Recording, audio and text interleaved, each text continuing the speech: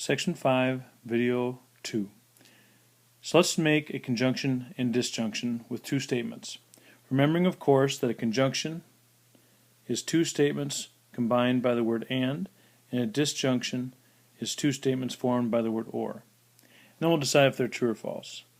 So to make a conjunction, we would say pi is an irrational number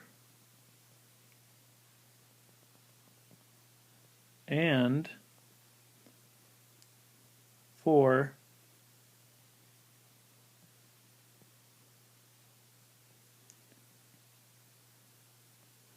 is a factor of 30.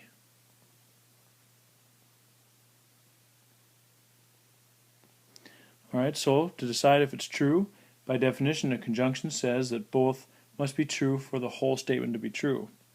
So let's look at pi is an irrational number. That is true. The decimal does not stop, nor does it repeat. However, 4 is a factor of 30 is false. So since both are not true, then the overall statement is false. Alright, a disjunction. Using those two statements, we would say pi is an irrational number or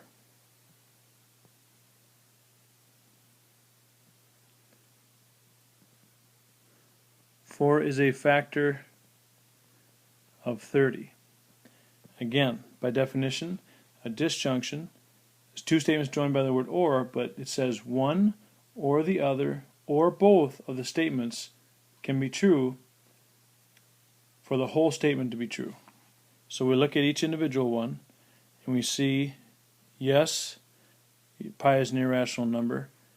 No, 4 is not a factor of 30, but because it's or and one of them is true, the overall statement is considered true. Conditionals. Conditionals are something we've seen already, but we have not formally labeled them, and it is a if then statement. If then statement, and we've been seeing those. For example, if A equals B, then A equals something else. We've heard the terminology of if and then. So let's break it down a little bit further. Hypothesis is the if part.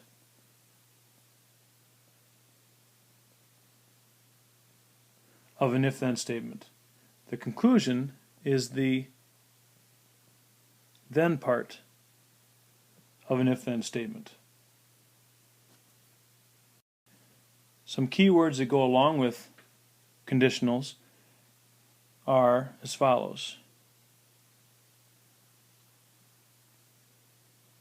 And this takes a little bit of getting used to, but these words do imply conditional statements. The word all, every, some, and none. And again, we'll see what that looks like as we go on. The notation, the mathematical notation for conditionals, are given in the form P arrow Q, where P represents the first statement and Q is the second. And the arrow implies an if-then statement. And this is the most common way of describing that notation. If P, then Q.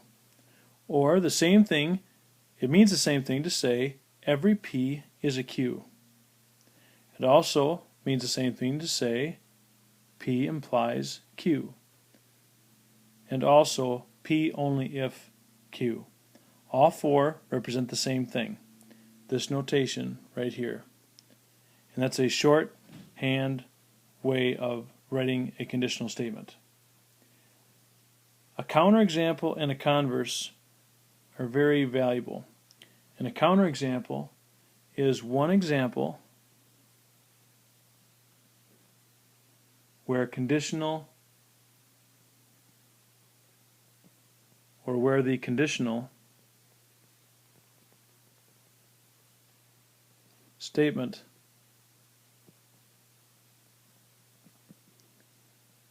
is false.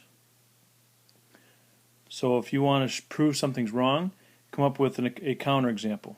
Then you know the statement was false. The converse process is to switch the if-then statement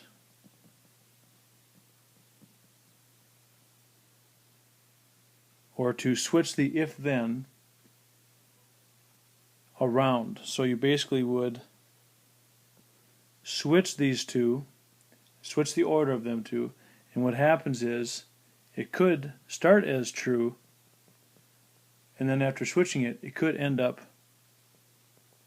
false. So however you start, it could potentially flip the result. And this ends Section 5, Video 2.